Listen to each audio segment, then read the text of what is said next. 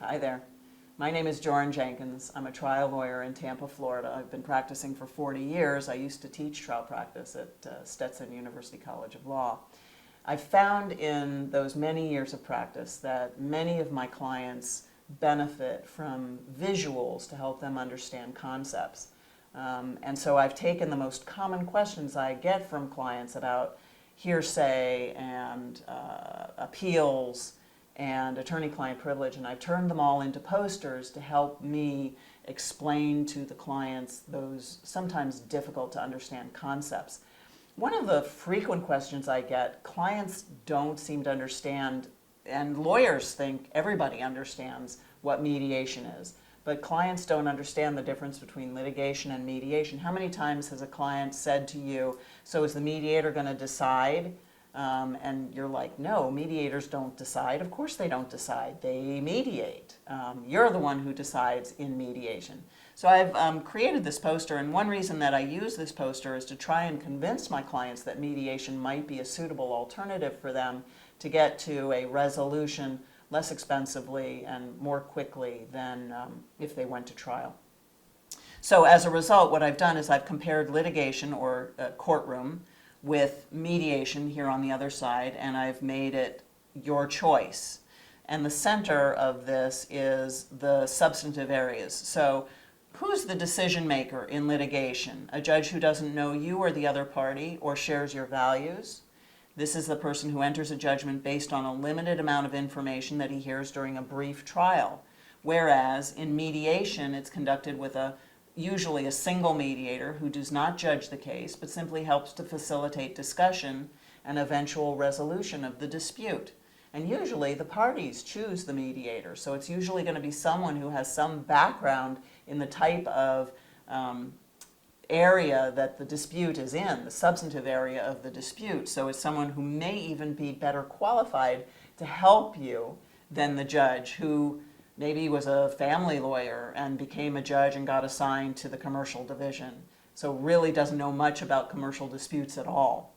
Number two here is the atmosphere of what's litigation.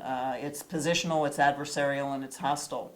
In mediation, you're in a more relaxed environment. It's more peaceful, certainly more peaceful than litigation. What's the level of conflict? Well, in court, it's hostile, adversarial, and disrespectful. In fact, the discovery process discourages candor and transparency, whereas in mediation, the parties are encouraged to freely and confidentially present their positions in front of the neutral third party, the mediator.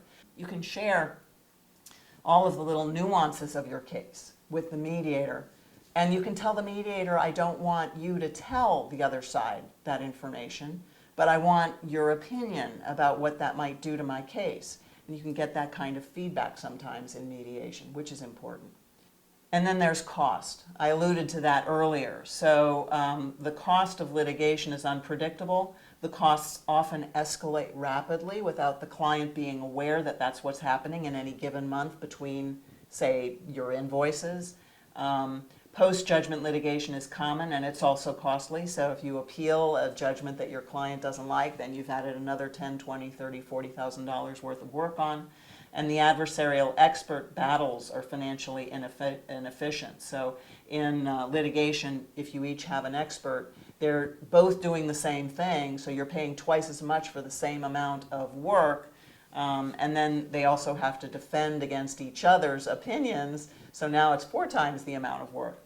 Whereas in mediation, if you get there early, it's usually going to be less expensive than litigation. You may have 2 experts before you mediate, but you may rely on 1 expert for mediation purposes and see how well that works for you. Mediation is much earlier, more relaxed, and therefore there's less preparation for mediation than for trial. Basically, you're preparing a mediation summary. You're not usually preparing cross-examination, direct examination, opening, closing. You may have an opening. It's going to be briefer. You may have a closing. It's going to be briefer. You're going to be talking to a mediator who is informed about the subject area, as opposed to a judge who is not, or a jury who is not. So Cost is going to be less in mediation. Time is going to be less in mediation. Over here, the judge mandates the timetable and crowded dockets cause delays regularly, whereas over here, mediation typically takes less time than litigation because the parties have more control of the process. However, in complex matters, you may have many mediation sessions before a resolution is reached, so keep that in mind. Still, over here in litigation, you're going to have motion hearing after motion hearing after motion hearing. Mediation is going to cost you less. How much less is really the question. And then you've got the experts. We alluded to this earlier. Separate experts support your positions at twice the expense. Non-transparency requires the experts to work more. Here you can jointly retain experts if you want to inform and guide you in developing transparent data into mutually beneficial solutions. So that's a plus for mediation. The lawyers, over here, the lawyers fight to win, but someone always loses, often both of you, in a court-imposed lose-lose judgment, as opposed to here, the lawyers are often problem-solving to help you both generate an interest-based win-win solution. They work with the mediator to do that. The mediator's sole goal is to get you both to a resolution that you can live with. And then you have confidentiality. We talked about that earlier. Communication. The court process discourages communication, but the mediator often educates and assists both parties to effectively communicate with each other and to talk about their goals and interests rather than just to be positional, as happens over here in litigation. And then the nature of the process, here it's mandatory. So litigation is always mandatory. Now, sometimes the judge will order you to mediation and then mediation becomes mandatory, but quite often mediation is voluntary.